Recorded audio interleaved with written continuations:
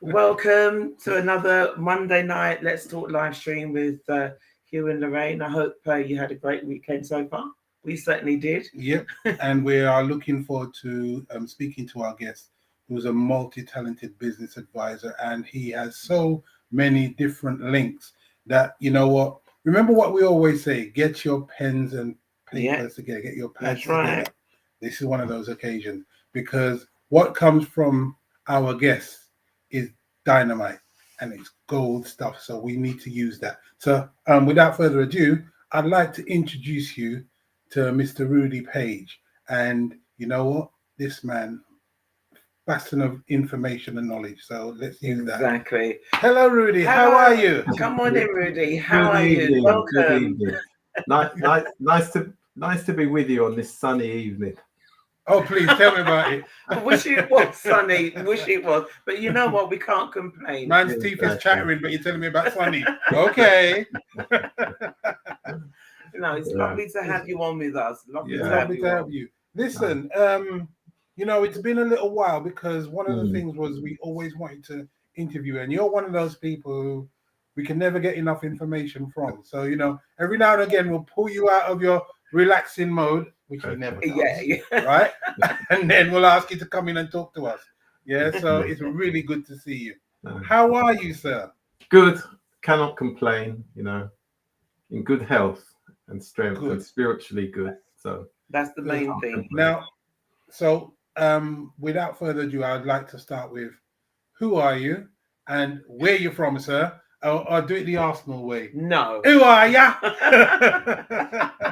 Don't mention Arsenal. He's only showing off because yesterday he had a great result. Hey, you know, we just sorted out Man United. Sorted it out completely. I'm going to swiftly move past. Moving on. Given my team. Well, all right. My team's performance. Man United, I'm afraid. He's a United man. My. Well, commiserations. Thank you very much.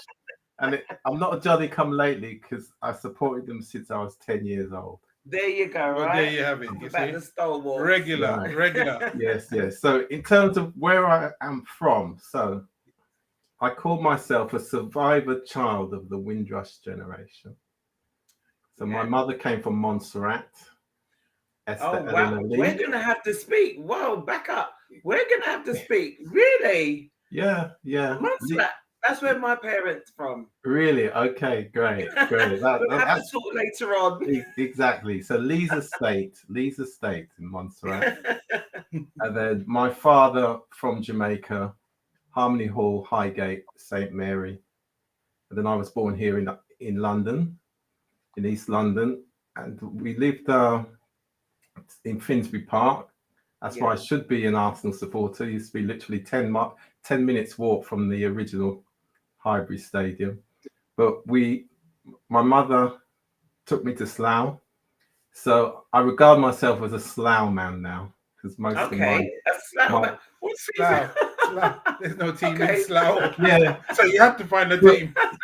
See, Lorraine, when somebody says they're a Slough man or an Acton man or something like that, or Shepherd's Bush man, normally that would give you a sign that they grew up in the 70s in their team.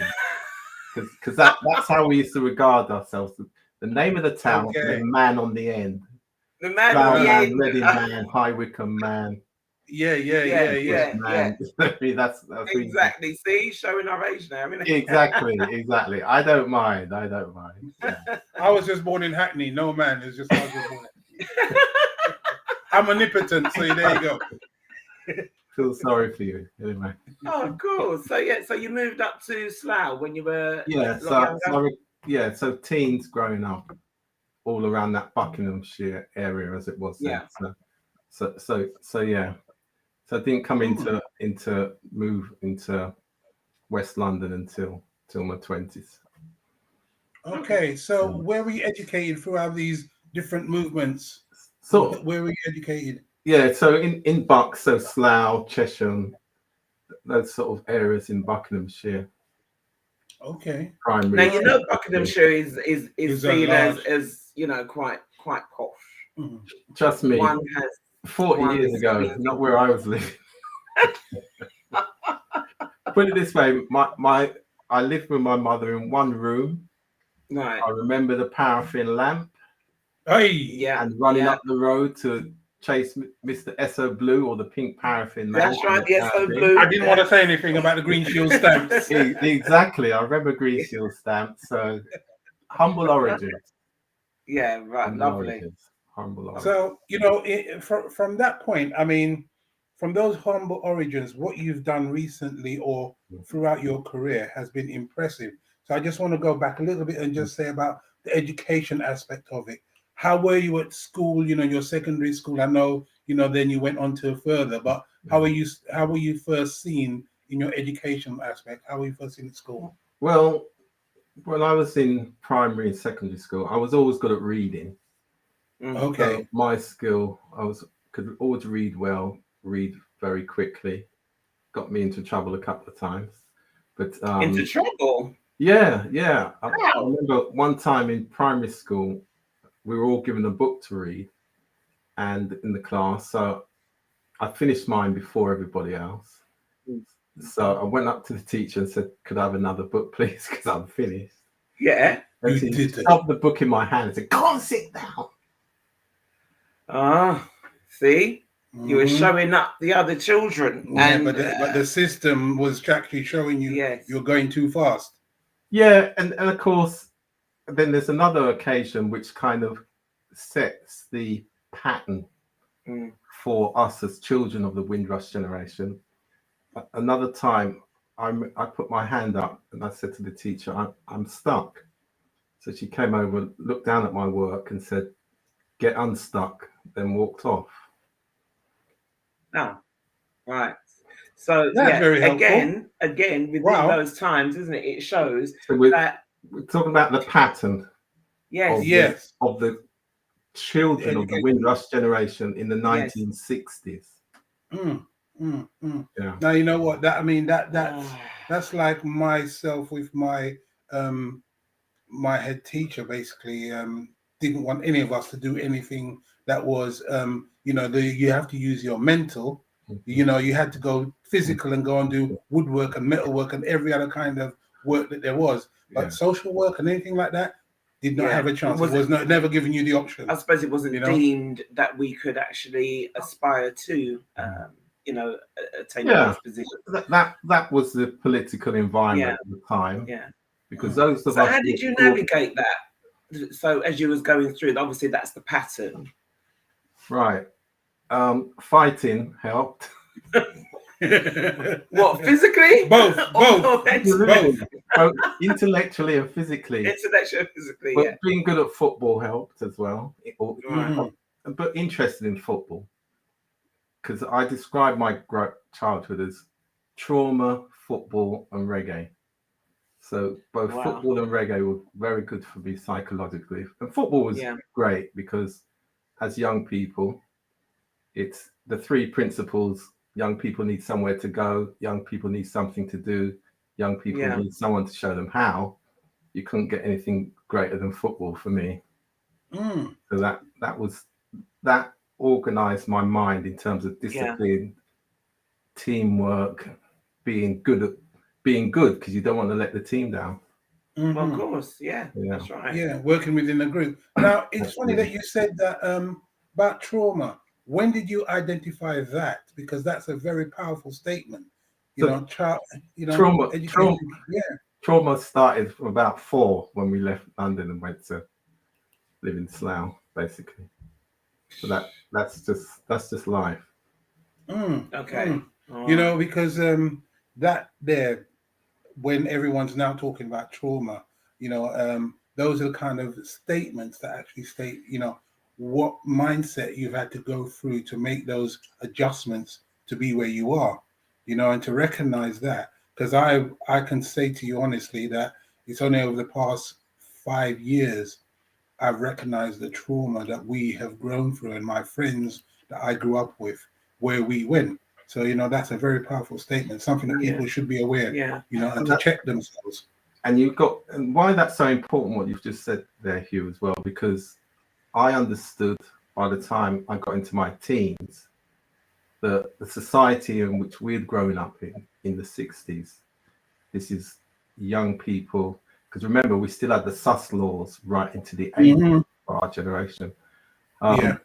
This society either refines you or reduces you. Yeah, And indeed. you see a lot of that coming out of those who in their 50s and 60s and 70s now. Actually go back to that time, going back to my point about the pattern being set as young people. That is that's remarkable, because that's something that we always have to talk about, because as in business we don't understand, right? Because we don't use the word trauma. We just said we had to get on with it, because we never identified the word trauma. It was oh, this is the block and we just got to get on with it. Now people are having and identifying that it's not just your trauma or your experience. It actually, when one person speaks of the experience, it is essentially the experience of on one level of everyone. Do you know what I mean? And we identify with it. Exactly. So working through it, and obviously, as you said, football in a way kind of saved you or took you away from having to deal with Absolutely. that. So I say, every day. Yeah, Lorraine. So I say football saved my childhood. That's wow. what I say. Wow. Thank God for football. Yeah. And I suppose in a way, people say, what's the point in supporting the team, or be hung up on these teams and so on. It's more than just that. It was an outlet. It was, cheering about something else. A fellowship. Other than all the nonsense that you've got to deal with at school or at work. So if you're there cheering on the team, it's not essentially that, you've got this deep-seated, deep-rooted thing for it. It's an out, isn't it? Exactly. And then playing it every day. Virtually our generation, those of us interested in football, probably played every single day. So if we weren't playing for a team, in the school playground, and of course in those days you could play football out in the street. Right. Jacket as posts, and then let's go. Exactly. So if you're playing football all the time and interested and motivated, you're not going to, by and large, you're not going to be distracted doing other things. But that's the importance of doing something sporting. And then in terms of, you mentioned, Hugh, about teamwork. When I was 12, our school team actually went through the whole season without losing a game. And the original Invincibles. But the thing is, at 12 years old, I never experienced that again in my life. Because the next year, under 13s, we just lost everybody else. So even that has stayed with me, about individual performance and excellence, but yet still able to collaborate as a team and rely on people who understand. So again, I'm going back to the importance of that pattern that sets us for the future. Now, what you've just said there, you've used the business terms, and it's funny you should speak in that way, because it's almost like where you grew up, how you grew up, and the things you did, you have garnished them into the business framework. So the question for me is, let's talk about the business aspects of what you do. So tell people, who are you in terms of what you do? So, or have done? So, as some people may know, I was the sales and marketing manager for Dyke & Dryden, which is really important in my early 20s. So before that, I was involved in selling, and I worked in advertising for a small advertising company, not a huge organization. But working for Dyke & Dryden, I was the sales and marketing manager. I came up with those 3 words, Afro hair and beauty.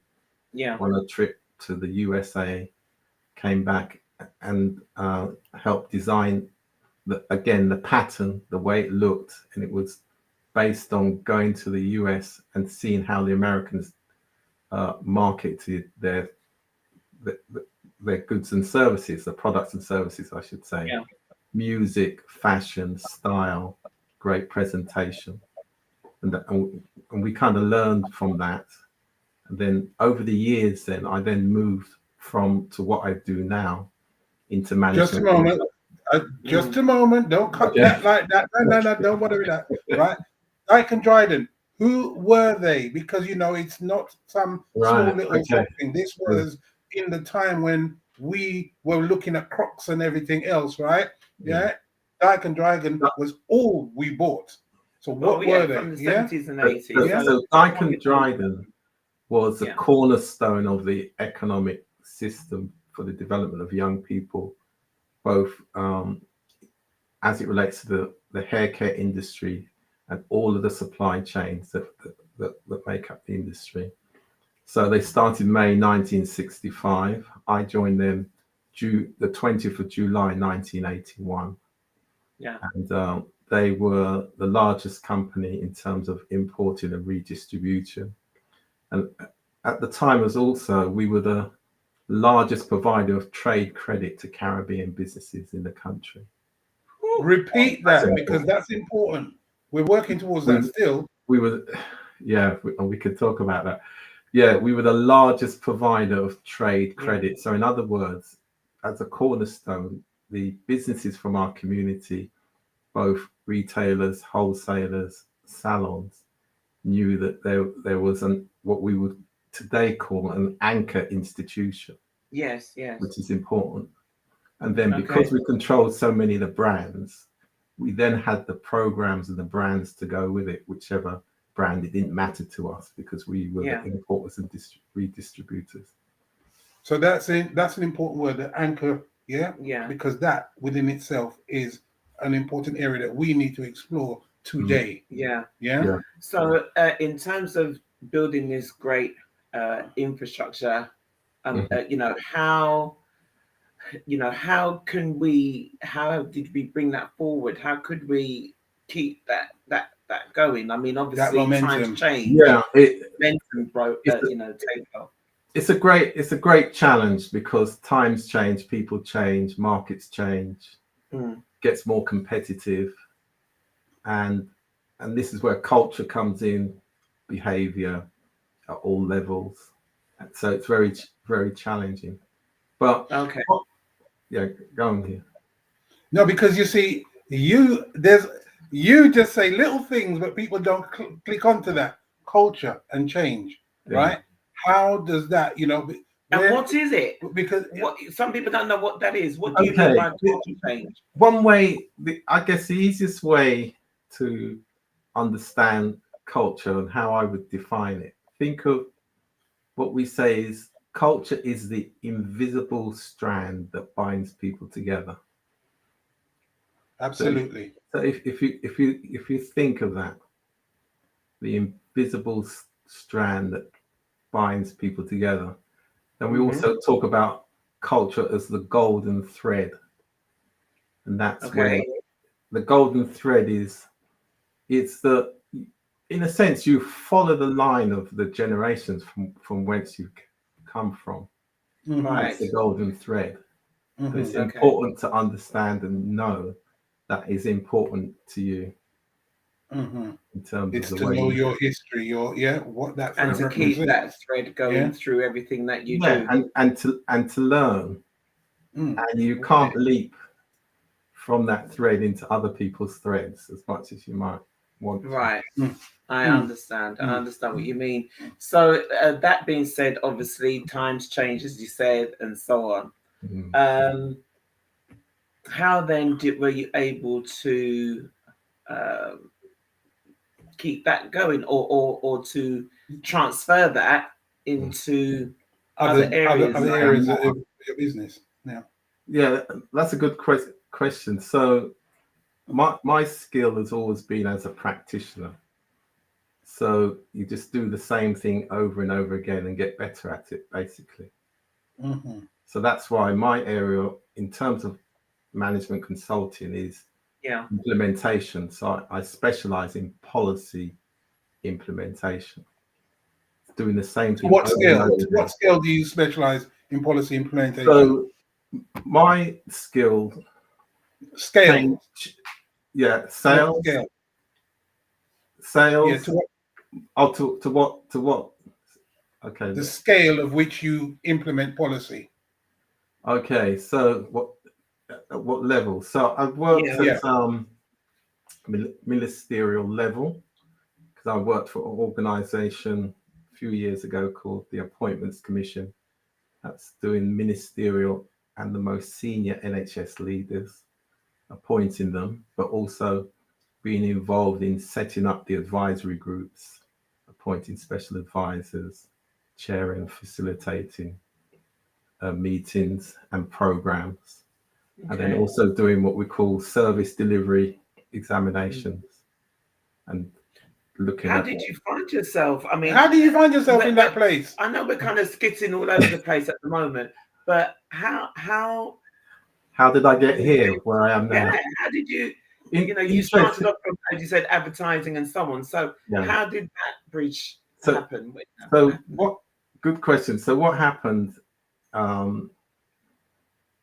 A few years after I left the hair care industry, I was based in Harlesden, and in those days, we're talking about in the 90s now, early 90s, 93, around those times, there was a program, a regeneration program called Harlesden City Challenge. Mm-hmm. And a friend of mine who has a business in Harlesden, clothes shop called Avant Garde, George Dyer, very well known in Harlesden and Brent. Okay. He said, "Oh, Rudy, the Harlesden Town Centre Group are looking for somebody with a marketing background to market the town centre. So with all the things that you do and have done, you should go and see them." So I went along. Of course, they questioned my my ability, which is which is part of the course. But when I sort of gave them my international credentials, and they kind of said, "Okay, all right, we'll give you more than adequate." Yeah, exactly. Yeah. So, and that's how I really then moved into management consulting, because regeneration now. So after marketing the town centre, doing lots of activities, getting the businesses to understand that the town centre should be a place where the community goes and enjoys itself, and be a place of cultural expression, and you've got better chance of them staying in the town and spending money within the town centre, which is kind of the model that I developed. So again, my work has always been about developing models that will be practical solutions, and solve what the problems are. So I have a simple 3 way of looking at things. So it's about the policies. So what is the policy? What does the organization say it's supposed to be delivering? And then observe exactly what is actually happening, because there's always a gap between policy and practice, as you know. Yeah. And the third is apply the remedy, which is the implementation. Right. And the implementation skills are, by and large, they're based on experience. So the consultants who you'll find who specialize in implementation at whatever level, it's based on their experience.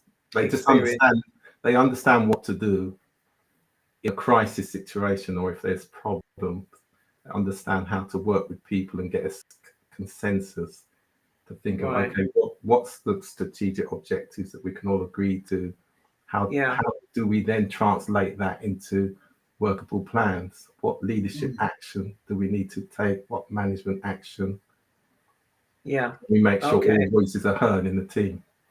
I mean, but obviously we can go into to delve a little bit further as to how this year and the last 18 months has impacted everybody. But before I do that, this is what I've learned as well. Everybody, whoever's watching, if you are watching to us tonight, if you are not part of the Black Business Recommendation Facebook group, you can watch us live on our BBR YouTube channel. So if you just tap in Black Business Recommendation, you'll be able to watch us live on there as well. Okay. And also please share, and subscribe as well. So thank you very much. But yes, so we could go into the whole business of the last 18 months, but I don't think that Yeah. would just take up too much time, and that would be for another show for a different day. Okay. But how have you been? May I ask a question? Yeah, the capacity. Go Thank you. ahead. Thank you. Rudy, one of the things about you is that Yeah. you are a consultant, and many consultants deal with the problem with a business, but your level of consultancy is about dealing with a larger area. Can you explain that to people? Because that's where we talk to consultants about our business. Oh, we need this, we need that. You look at a larger area. So can you explain what that? Yeah, so my area of specialism is with the system itself. So I don't do individual business consultancy one-to-one. Right. So my work entails it could be the sector or the cluster or the infrastructure. So and it can either be public or private. It doesn't really matter. So it's again going back to what I said about the anchor institution. So my work is institutional, really, and it's only because of the pandemic and having to use Zoom that people have got some sense of what I do. But I've been doing this for the last 20 years. Yeah, because you know what, for a long time I've been trying to work out exactly what does this man do, because it's consultancy, but it's on a different level. It's the system, it's the people within the system and the structures, and some of the what we call carefully constructed barriers that how you do your best to ensure there's as much inclusion as possible of all people, regardless of their background and status. Okay. Yeah, because you see, one of the things is that Black Business Recommendation, some people may prescribe to the idea that we are only about Black business. What we are about is informing the community that Black businesses do exist, and then opening up those Black businesses to the world. And so we've recognized from day one that we're in a system by which a lot of people only deal with one-to-one. And we're saying that, Black Business Recommendation is for everyone, but we need to specialize in ourselves first, learn from us first, and open up to the doors to other people. And so in sense of what you're doing, do you deconstruct how things are working and reconstruct it? Yeah, because it's important, because that's where the change management comes in. So, for example, I've got what's called a tech and business link background. So years ago, the training and enterprise councils and business links was responsible for the local skills, training, jobs, and business support for businesses.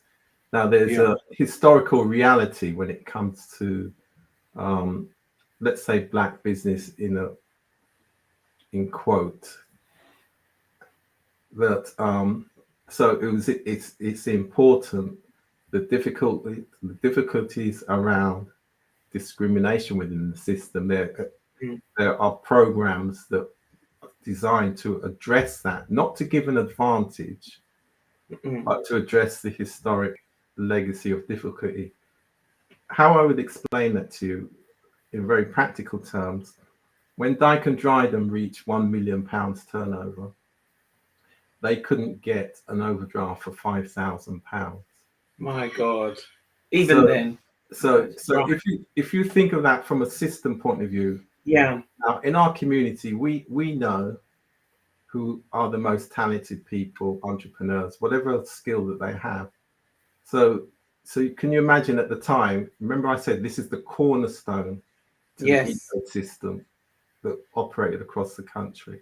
So can you imagine what that meant for all the other businesses within the system? And one of the first big programs I managed after I left Harlesden, it was at there was the North London Tech and Business Link, and that covered Barnet, Enfield, and Haringey. Yeah.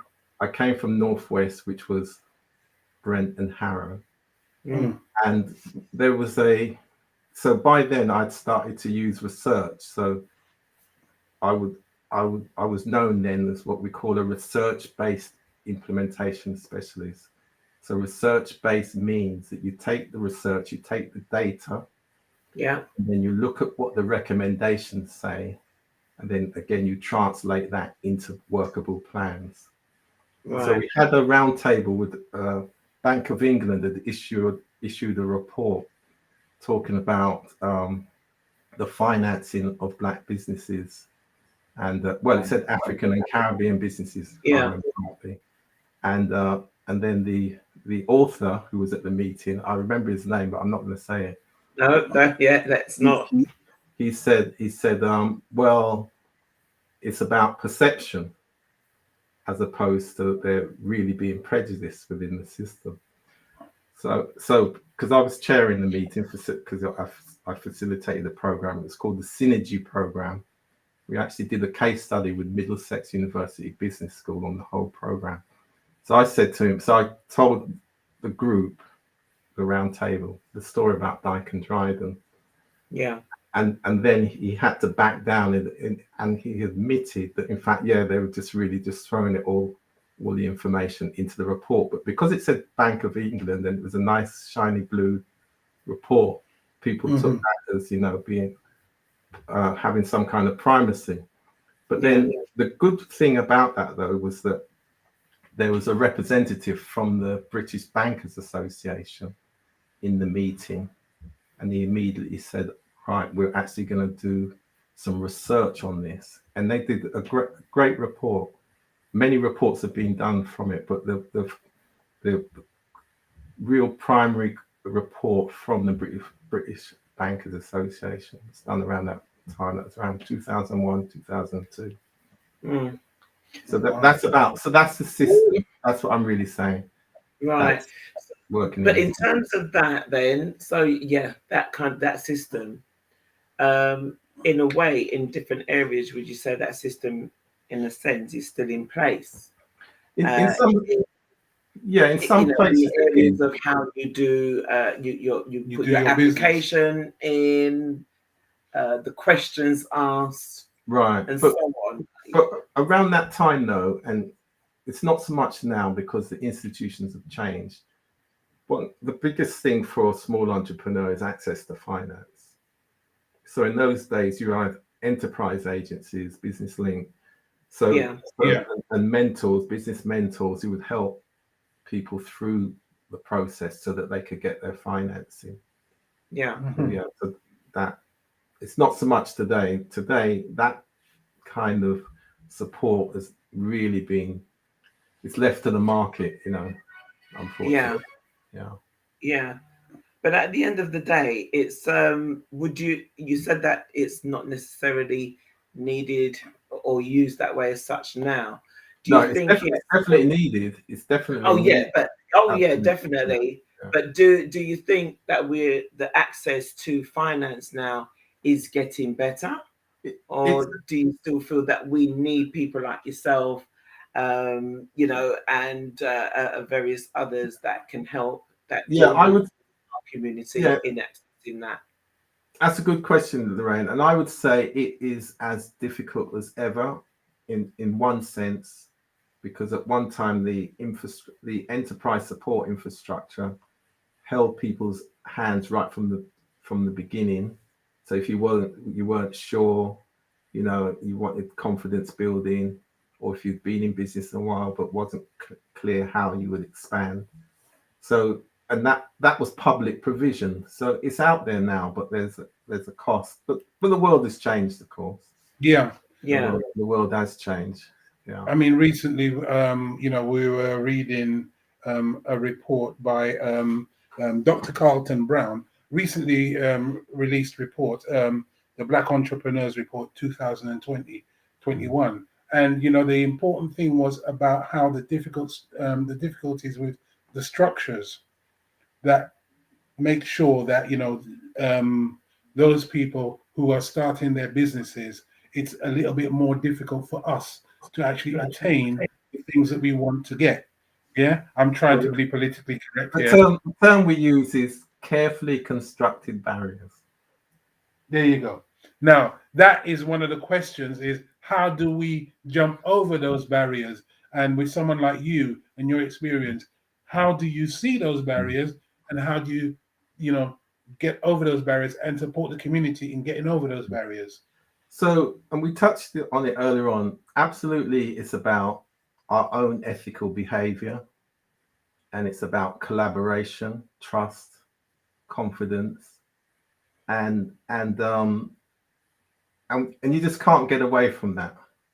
If you don't have that thing, if you don't have that groups of businesses who are in the similar business area of activity, I should say, collaborating, thinking about who their suppliers are, thinking about the customers, and the customers themselves thinking about the people who supply them, and that is internal. We're back to culture again, and it's pointless blaming other groups who will see that our market is one to grow their businesses at the expense of our own businesses. Yes, there are points in the market that make it very difficult. For example, take the hair care industry.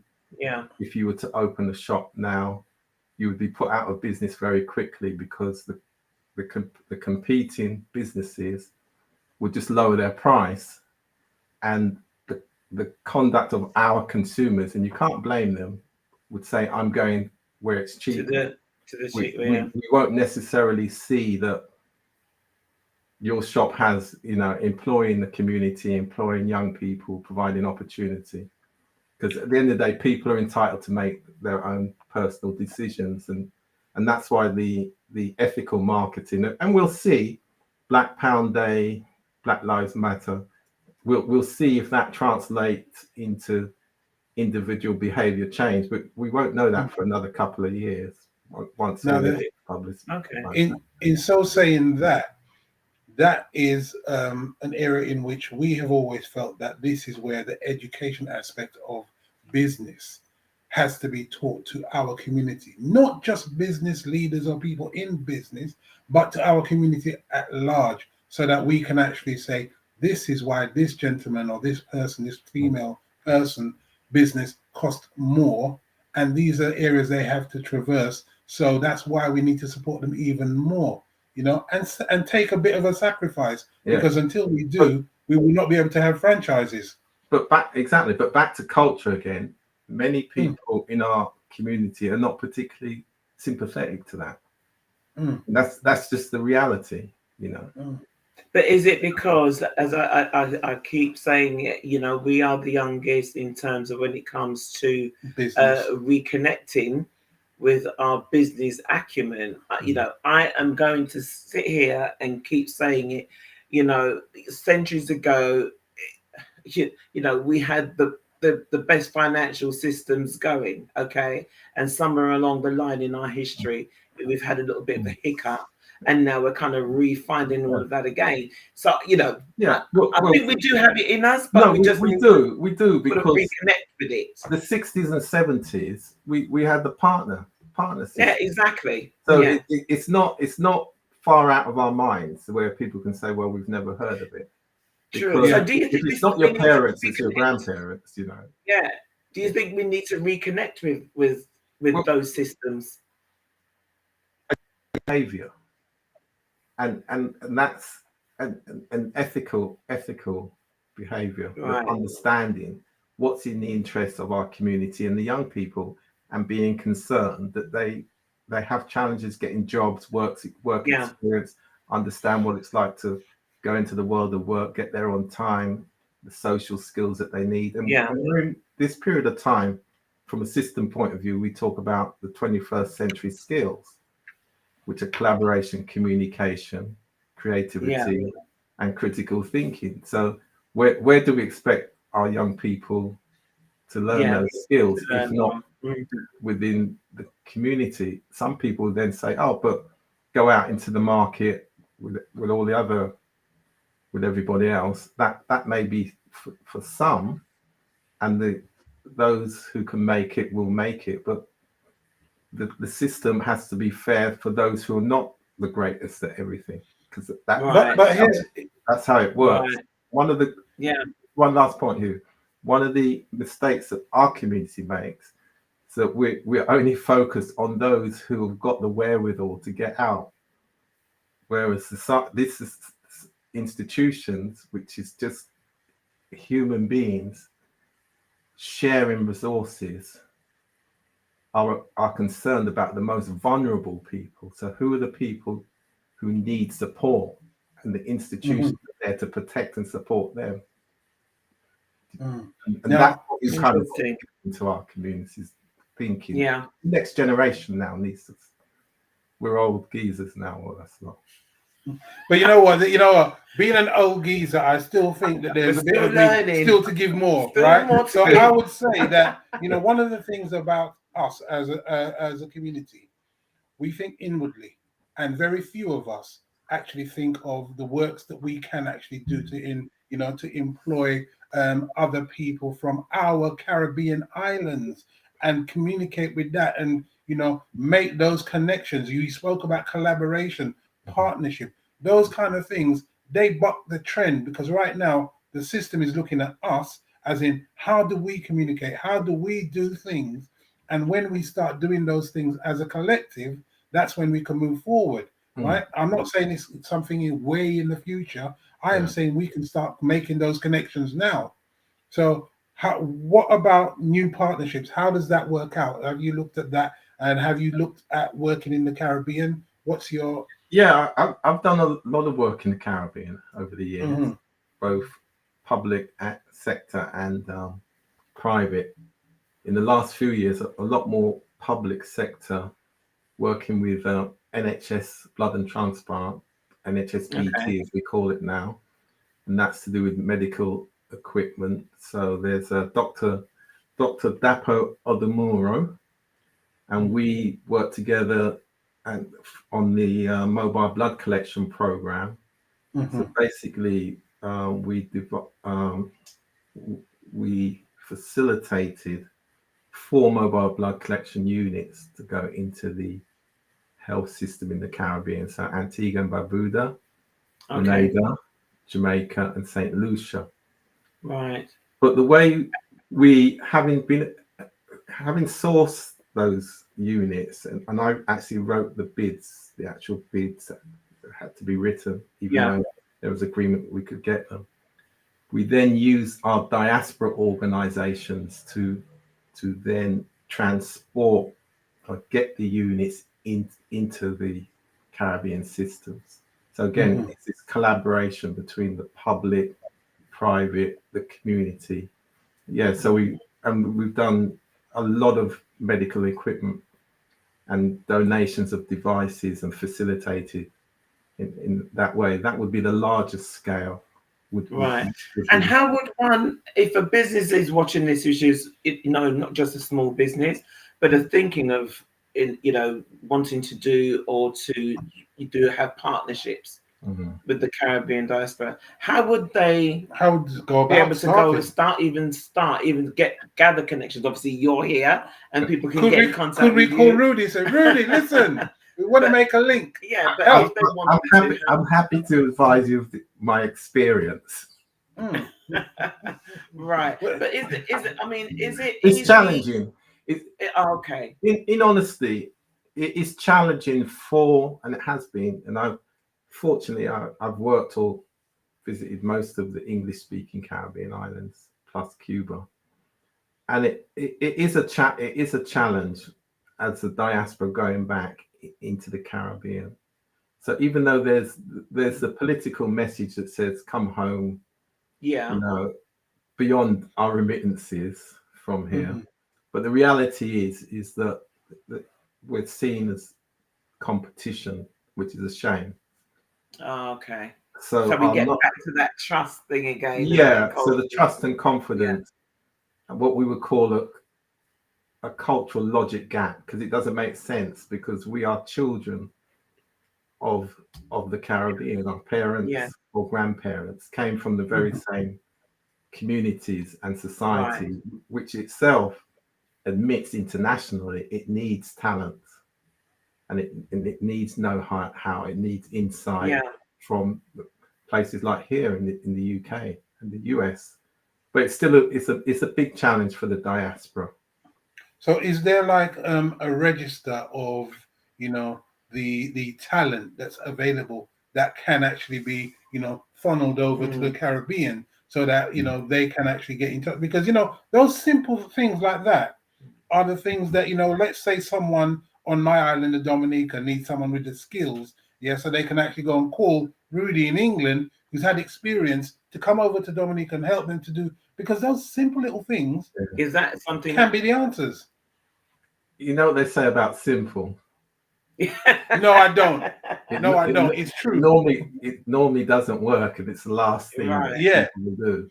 They do. So by and large, what you'll find from a lot of the personal testimonies of people, and it doesn't matter which island it is, it's been very difficult. I'm not saying it's impossible, because, like I said, I've been able to do things there, but it's not easy. But you know, why should it be easy? Why should it be easy? I suspect it was rivalry. Rivalry, trust. You're coming over, and you know you're coming from taking England, over and, our place. you're you know, you may have, you know, a little bit more technical or whatever. Yeah. But again, I suppose, would it work then if you didn't just go over there with the mindset of, you know, I'm just going to set up business and it's going to be great after 3 months. But again, just start building relationships first, start getting yourself known. Exactly. Lorraine, you raise a good point. It is about building relationships, but also with what I've been doing over the last couple of years is focusing particularly on young people and where their assistance is needed in terms of development. So especially education related activities that are really important, community development. And I mentioned the whole, you know, principles of youth development. Young people need somewhere to go, something to do, someone to show them how. So what you'll find across the Caribbean now is a lot more, and even people with the business skills, whether they're in Kiwanis or Lions clubs or Rotary clubs, if you focus on the development of young people, you focus on health, social care related, then you'll find that knowledge transfer that you have will be definitely well received. I see. Right. Okay. All right. So it's incumbent upon us really to look at programs of education for young people and throughout the diaspora, rather than just say, okay, we're going to do what we can do right now for, you know, this business or whatever. We need to exactly, Hugh. And what we've encouraged people, and I say to them, well, think of where your family came from, you know, and you know what was the primary school that nurtured your parents, grandparents, you know, because and then look at that. Know the community's sacrifice in order for that generation to come here. And in a sense, we know there was those who never looked back, but in a sense that doesn't matter because we can look forward and make a contribution. And the most effective place is always going to be education of young people, isn't it? If you think about it in the future. I mean, one of the groups I was involved with, it's a Kiwanis Club of Brixton, and we sponsored for 3 years a young man going through his whole teacher's college, his teacher education. So Shortwood Teachers College in Jamaica. So we sponsored all his expenses, all his tuition fees for 3 years. Because what I was saying in the group was that he's going to stay in Jamaica and teach young people. So that was business people. We're now talking about business people going back. What about doing business in the Caribbean? So it's good business to sponsor a talent. And this young man, he was actually in an orphanage in Clarendon. So that to me is very good business because he's done well for himself. He's traveled abroad and teaches. So he did his stint in Jamaica, which was part of it. And he actually last year came onto a platform and thanked everybody. And we're talking about going back 20 years now. So there's that old saying that says The best time to plant a tree is 20 years ago. The second best time is today.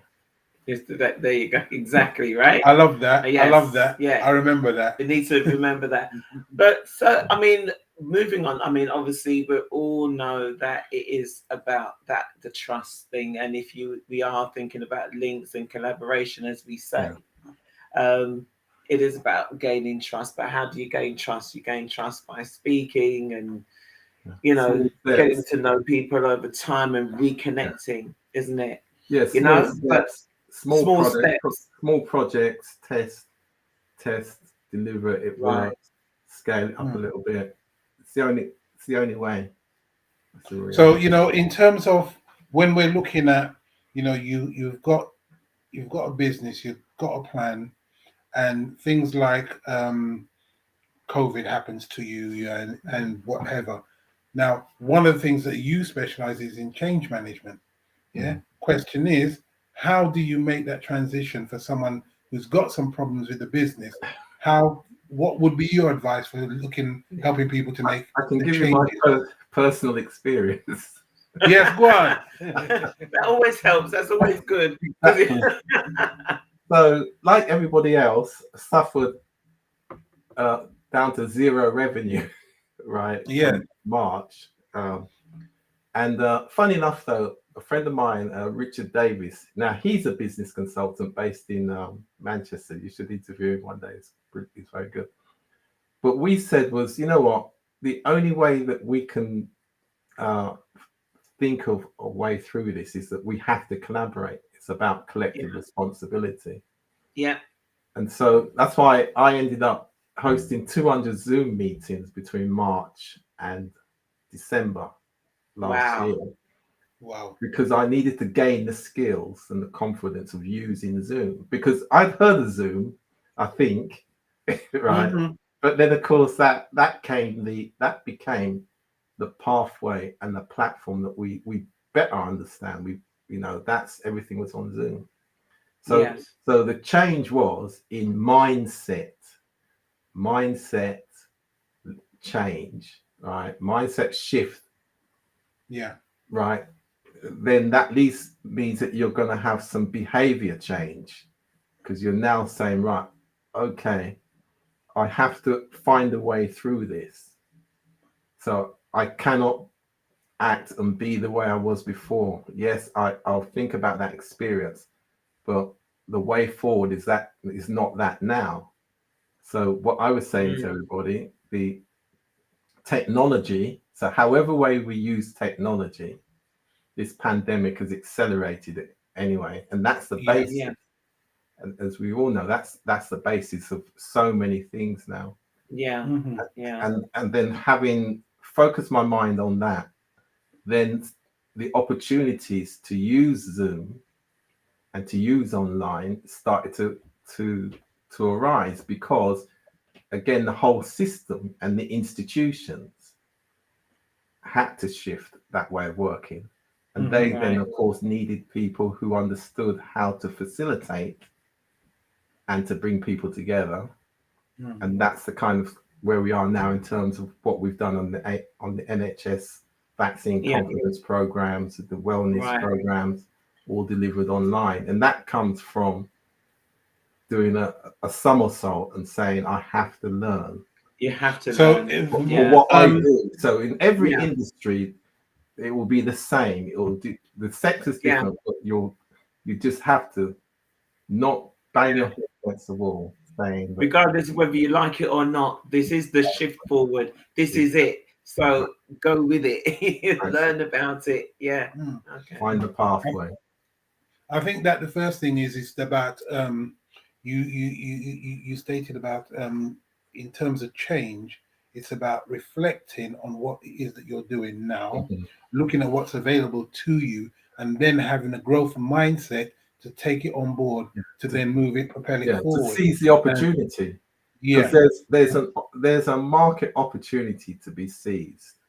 Good example. So more African and Caribbean entrepreneurs, primarily women, started making their own products and building up their own brands, because all the retail shops are shut. Exactly. Yeah. Right. So it's either, so in a sense, what COVID did gave the community an opportunity to once again have a major stake in the industry. Now we have to wait and see if there has been behavior change, and whether many of these hair care companies can keep going. Are they willing to collaborate with each other? Collaborate to stay. Yes. So yeah, that would be the key thing, isn't it? Because if you know, a lot of businesses have opened, you know, people are realizing, you know, this was a hobby of mine, but now they've turned it into a business, whether it be cakes, soaps, candles, you name it. Yeah, and the wellness products. Look at all the wellness shops. The herbs, those natural herbs have been there since whenever. But of course, this pandemic now says big business now. Think of your diet, your nutrition, the sleep, your hydration. Everything. It's a complete five pillars. So now that we have that in place, the real question is, it's about developing that from the point of view that people are slowly going back into the building. And you then now have to look at, okay, what if they return to the buildings? What about my product, and how do I sell my product? And that's a next transition that you have to look at for the future, just in case. Because it's great if what would you say in regards to you know, to people that are making their way back out? What I would say to them is that, first of all, collectively, they have to think about what we would call an alternative distribution system. Because if this generation now are not thinking about the alternative distribution system, then the competition will just absorb everybody back onto the high street. And it's easy to do that. Just lower the prices. Lower the prices, and then next year, you know, everyone's back out there again. Make you know, put them up again. But the point is that collaboration as a cluster or a sector, manufacturers, barbers, you know, hairdressers, they're all in the same kind of industry. They're all part of the same supply chain. That links easily with the creative industries, the fashion, the use of technology in terms of the social media. All of this creative talent should be finding ways to collaborate in their own interest. So the term we use is pooling resources and sharing revenue. Yeah, exactly. We're back to trust again, aren't we? Oh, but back to that trust thing, you know, and we will say every week, because you know, excuse my voice is croaky. It's a little bit gone at the moment, but it really does come back down to, and that is the hard truth of it. If all of these wonderful businesses that have opened in the last 18 months are going to survive, that you're all going to have to come together at some point. And you know what? The truth is that we've recognized and had to recognize that the ego has to go out the window. It cannot be in the same room with you if you are going to work with anyone. You have to put that aside and say, okay, what are the key indicators that we need to do for us to be successful? If ego is in there, you got no chance, right? Because at some point it will grow. And for black businesses, that's, I think you would agree, Rudy, that whether we want to or not, we're going to have to economically, if we as a people really want to see the changes that we want to see and keep speaking about, we're going to have to at some point look at that hard truth and realize we're gonna have to come under one umbrella. It don't matter about whose name it is. Exactly. There's no point blaming other people and other cultures. And you know, and yes, but we live in a competitive world. So if we can't create a team and work as a team, and see, the thing is, the irony around this, if we did that, we would actually be connected to even bigger teams and bigger opportunities. Yes, because you know, the community could go to, you know, some of these big retailers that have massive footfall and say, well, actually, we support your, you know, your particular outlet. you should be giving concessions at reasonable prices. Yeah. For businesses, groups of brands. It's not rocket science. It was done. That's what they did in the States. When I first used to go to the States in the 1980s, that's how it was then. So there's nothing new. It really hasn't been done. But we're back to that. It's rebranded and repackaged, but it's the same thing. Culture, trust, and then leadership. So of that generation, I'm sure the leadership is there, but then that you need humble servant leaders, as we call them. Yeah, without ego, like him. So, like him, and that is coming from you. I think. Coming from you can pass the experience. I'll advise them.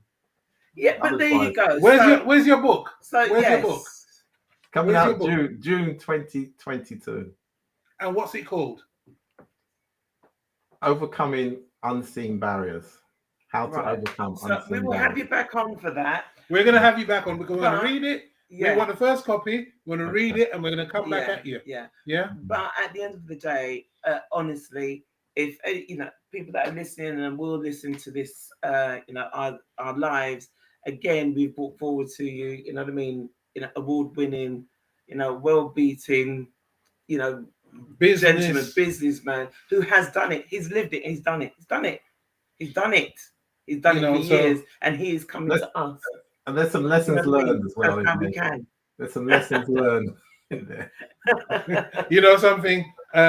What I say to people is this: rewind this and listen carefully, because what Rudy says, it's not just by implication. These are things that he's done, has seen, experienced, and have passed on that knowledge to others. And that's what you need to do. Listen and pay attention, because this man is dynamite for us in our community. Exactly. And we need to recognize those people who are in our community doing so much for us. We undervalue them. Yeah, exactly. And we're not going to do that with you, Rudy. You are a gem to us. Thank you very much. Thank you. And the most important thing, you've said loads of important things, but the key thing to take away, it isn't rocket science. We just need to just get back to basics. Talk to each other, collaborate, and trust. And you know what they say? All science is born from practice. Just practice just practice. Keep practicing collaboration. And trust. And trust. Absolutely. Trust and collaboration, cooperation. The 21st century skills. It's simple. Collaboration, communication, creativity, critical thinking. It ain't rocket science. Yeah. I am going to rewind this, and I'm going to be writing everything because I'm going to live this. This is going to be my living. I look forward to part 2. There you go. Exactly. Now, before we do part 2, post-pandemic thinking. Post-pandemic. Yeah, exactly. Now, before we do part 2, I'd like to start on the future. What does Rudi Page see as his legacy for the future? What do you want as your legacy for people to say, Rudi Page? Well, for me, I've been saying my next big step is the continent. Right. You know something? He hasn't spoken about his connections with the Commonwealth. Yeah, he hasn't said anything about that. Later. Yeah. That's for another. I should mention though, United Association for Women and Children's Affairs, Ghana. I'm one of the Goodwill ambassadors. I'm the special envoy for the UK and Ireland, actually. This man is just humble. He's just like, we have to prize it out of him. He's like, come on, Rudy, say it. Rudy. If you want to find out a little bit more about him, you can do. Just go and visit his website. www.makingconnectionswork.com, where you will find out a little bit more about this brilliant esteemed man.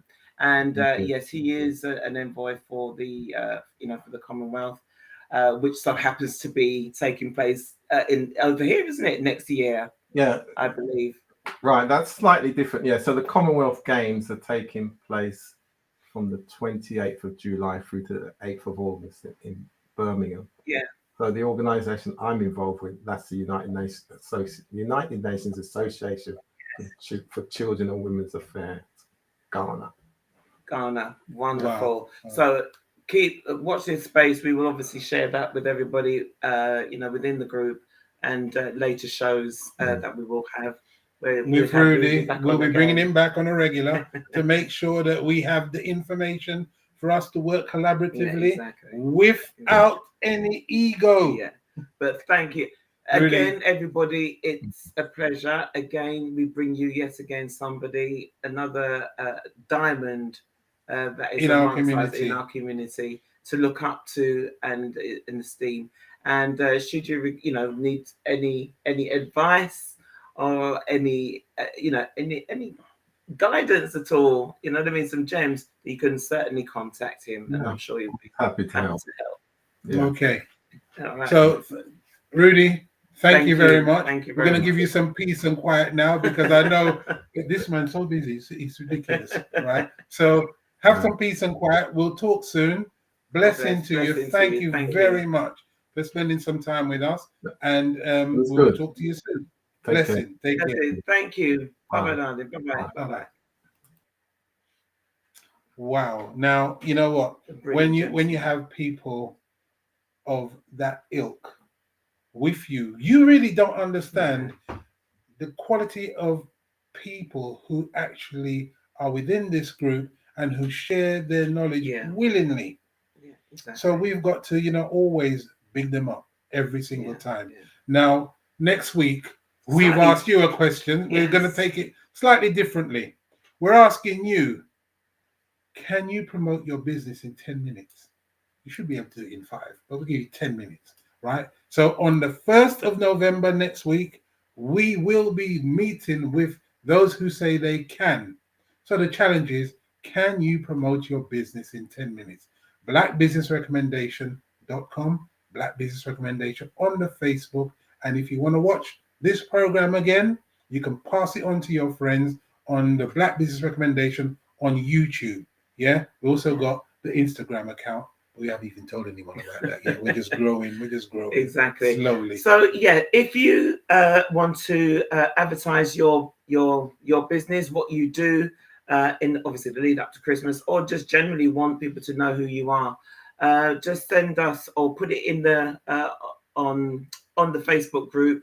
Just put yes. Like to come on the 1st, and we'll get in touch with you. We'll get in contact, and we'll open the door to give people an opportunity to have a conversation. Right? Let's find out who you are. Let's share your wares and your services with everybody else, so that at least then you can start that collaboration. Remember, it's Christmas, so we want you to start promoting your business, and we're helping you here on Black Business Recommendation on the Facebook group, right? So what we do on the Facebook group will be shared. And shown. It's live streamed. Yeah, it's live streamed. So it will he always gets it wrong. It's live streamed simultaneously as we are in the Facebook group. Okay. So if you are interested in coming onto the show, the first 10 people, because actually that's all we can share at the moment, and you want to come on, just tick yes, please, in the Facebook group or on the YouTube channel, and we'll be in contact with you. Okay. Until then, have a great week. We'll see you. Have a great week. See you back on Monday, 8 p.m. Take care now, everybody. Blessing to you all. Bye bye now. Bye bye. Bye bye.